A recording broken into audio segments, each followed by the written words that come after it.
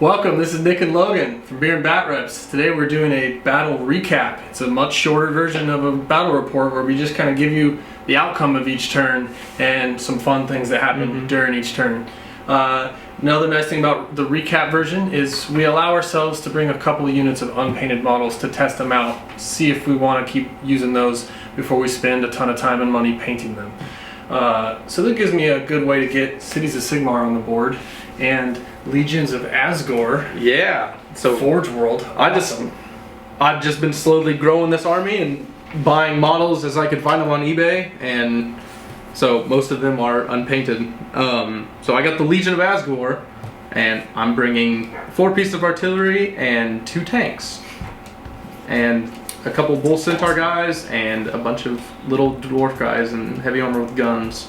So I've never used half of the units that I got now, so yeah, and this is my first ever game with Cities of Sigmar as well. So it's kind of a grudge match though. He has the old Chaos Dwarfs. I know they have a fancy new name now. Yeah. And I have a bunch of dwarf units from the cities. So yeah, well, he has a way to kind of fit more artillery into his list, and I have a way to fit more monsters into my list. So it should be a lot of fun. We'll come back with the armies already deployed, the objectives laid out, and we'll quickly run through each unit, relics, warlord traits, all that. So thanks for joining us. Cheers. Alright, I brought Anvil Guard. Special thing about Anvil Guard is you can take behemoths as battle lines. So we have 2 War Hydras and a Charybdis. Over there we have a 30 pack of Hammerers. Right behind them is a Warden King. And then we have a 30 pack of Longbeards. Behind them is a Rune Lord. Then with my 400 points of ally allowance, I took the Leviathan for 310 points. He's fun, he's strong. He won't give out cover because the rest of things around him aren't deepkin, but he'll still be hard to kill and be something that needs to be shot at. Then I have my Warlord on the Phoenix. You know, Fort Feel No Pain, he drops mortal wounds. His Warlord trait or command trait is Secret of Warlock, and I gave him Shadow Daggers, which is a spell that does another d6 mortal wounds. So he's a mortal wound beast. And that's pretty much it. Oh, and his relic is from the Realm of Fire, and it's the one that gives you Thermal Rider Cloak. It's another 4 inches to your move, and it gives you fly, but he already flies. So he moves 20 inches, so it helps when he's trying to pass over units and drop bombs. And we'll be back. Alright, so this is the Legion of Azgorh, and as you can tell that most of them are very not painted. Well, the ones that are look beautiful. Yeah, not to my credit, I can't do that. Anyway, I got 4 units of 10 fire glaives, and they just got 16-inch range weapons that can do mortal wounds. And behind them I got a Demon Smith who busts all my artillery. I brought the Hashut's Wrath Artillery Train Battalion Detachment, and it has the Magma Cannon and 2 Death Streak rocket launchers in there, and they just get the bonus without the Demon Smith needing to be near them. And then I also have 2 Iron Demon War Engines. They're like the tanks that shoot 4d6 shots. Wow. And I have the big Dreadquake Mortar, and it's, I don't know, its rules seem a little lackluster, but the model looks super cool, so yeah. I like it. It's a lot of wounds. Camp it on an objective and just fire away. I think it's got like 10 wounds or something like that. Yeah, that's awesome. It's got quite a bit. The ogres, the slave ogres on the top can fight, and you can whip them so they get to fire another shot. That's pretty cool. And then beyond all them, I got a bull centaur Tauric who lost his weapon that I just got to glue back on. He has the free relic that I get from my battalion, the Hammer of Hashut, where he can re-roll hit rolls for his big battle axe. That's awesome. And then I have a unit of 3 Kadai Fireborn, and they're just fast, annoying little demon guys, good at mulching infantry. Are they the ones with ethereal saves? Yeah, and they got ethereal saves. Just got a 5 ethereal save, and they can burn you if you're still in combat at the end of the combat phase.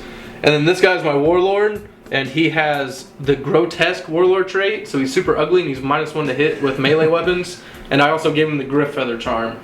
So he's -1 to hit again with +1 movement. So he's -2 with +1 movement. Okay.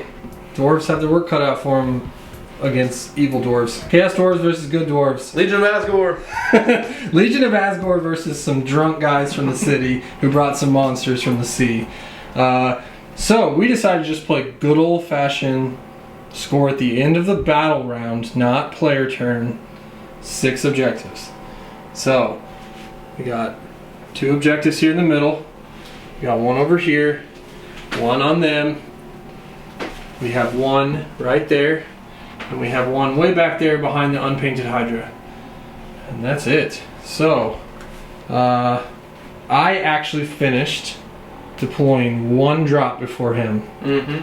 And because of his 20-inch movement and then his D6 mortal wound shots, I'm gonna go first. I'm just gonna try to get an alpha strike.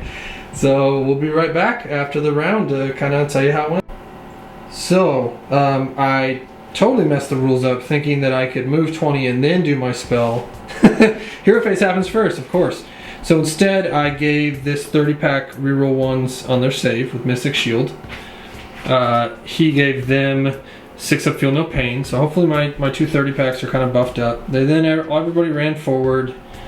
This Hydra backed up. He's still within 6 of that. He's just kind of hiding, hoping to hold that all game. The Rune Lord stayed back on this objective. All 3 monsters moved up. The Hydra ran, so he can't shoot. These all advanced, and the Charybdis advanced. So this is the battle line right now.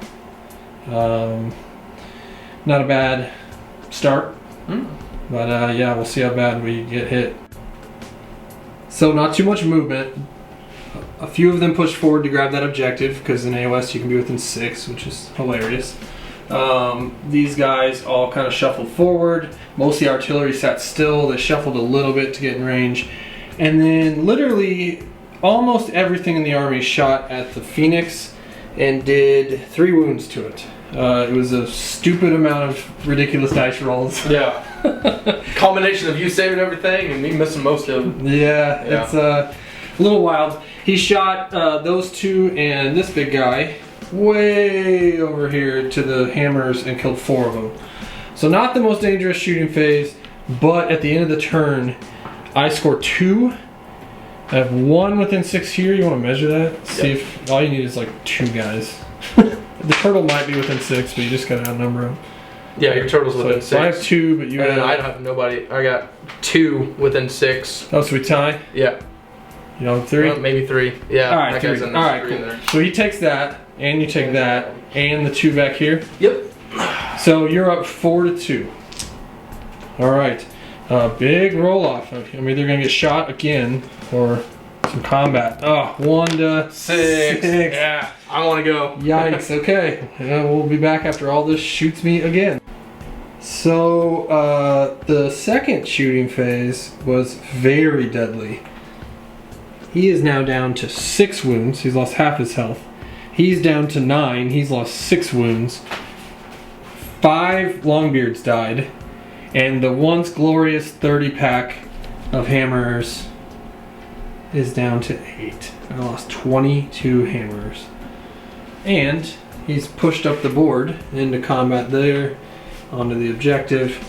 These held strong because if these guys sit still, they reroll 1s. So, yeah, pretty good turn. It's pretty terrifying. I need to do good here and get my own double turn to kind of bounce back. We'll see how it goes. So they basically bounced off. The turtle and the Hydra did no damage combined. Yep. They did absolutely nothing. It was a pillow fight. The Phoenix flew over them, burning 3 to death, fought this guy and did no damage. So real good job over here, guys. I put every buff I had onto these long beards and brought 2 of the 3 Kodai Fireborn down. We made a crazy 12-inch charge with the hammers into this tractor cannon tank and did not kill it. The Charybdis also did no damage. So I'm rolling incredibly bad, but if I win this roll off, I'll get another chance to roll bad. 4, 5. Oh no. All right. We'll come back. Here we go. Wish me luck. Or wish him luck if you're rooting for it. Another brutal turn. Turn 3. Saw him Managed to wound him with him doing no damage again. This ignoring the first wound every phase is so powerful. He cut the turtle down. He killed a couple guys. Yeah, he did. But he's getting wounded. They managed to finally bring down the Fireborn. Over here we managed to finally kill that, what's that tank called? Iron Demon War Engine. Iron Demon War Engine. Sounds awesome. Yeah. But we're almost out of hammers. Really everything is so severely wounded. I need this hero phase and turn to go really well. And then I need to win the roll-off to get a double turn. We'll be back with turn 3 of Cities of Sigmar. So things are definitely wrapping up. We tried to do some wounds to him. We did a few.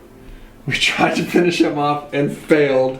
Can't seem to kill this pesky little Chaos Dwarf. And then he managed to finally eat one of them and healed a whole wound.